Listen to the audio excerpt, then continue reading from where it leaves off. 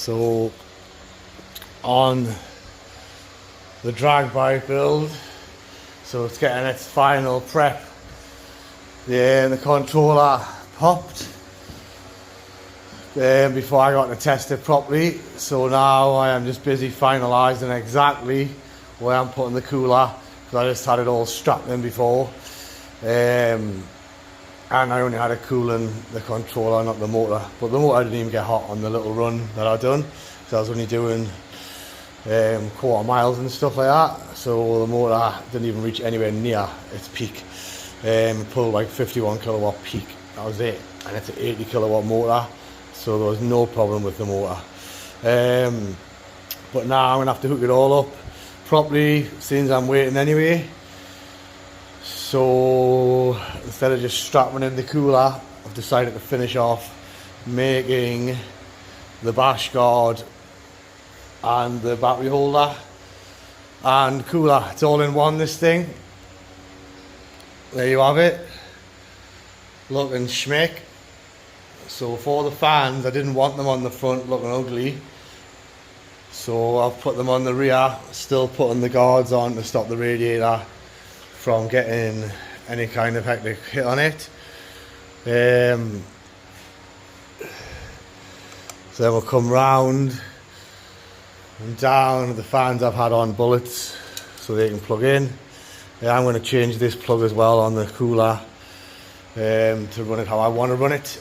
I'm not going to run a temp sensor, I'm just going to have it so it's on and off, because the drag bike, the only time it's going to be turned on is if it's getting raced. So that's it, yeah.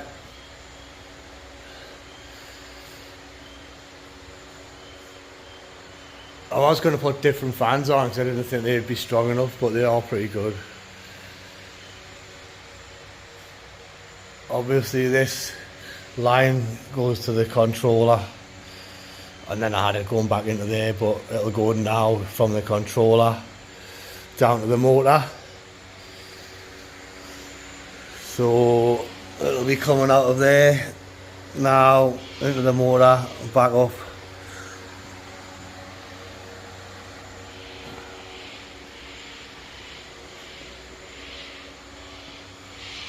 That's it.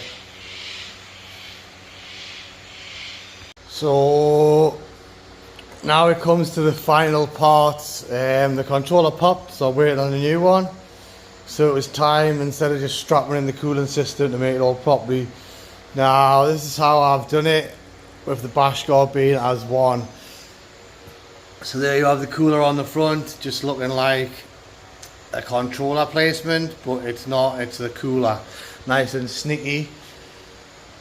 Now in the back of there, you've obviously got the dual fan set up, and it will come out of the cooler straight into the water pump. From the water pump, I didn't have it hooked up to the motor before, so now it'll go straight down to the motor. That'll be green coolant I'll be running in here, and then out of the motor into the controller, through the controller and back out into the cooler. That's how it's set up. Obviously I've got all my phases off for now until the new controller arrives. But yeah, that's it. That's a ZX 10 Ninja shock in there, so it can handle the torque for taking off.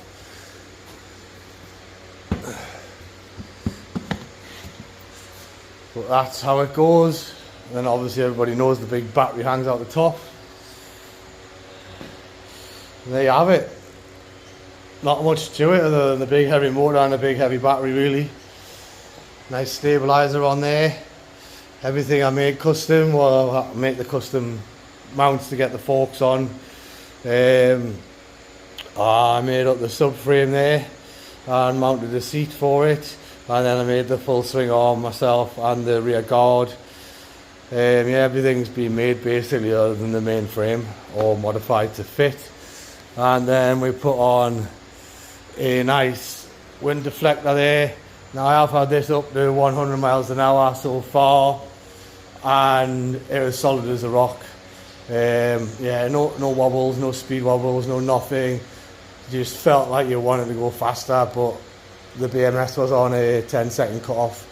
Now I'm going to turn it up to a 15-second cut-off, so I should get some decent times in, well over 100 miles an hour.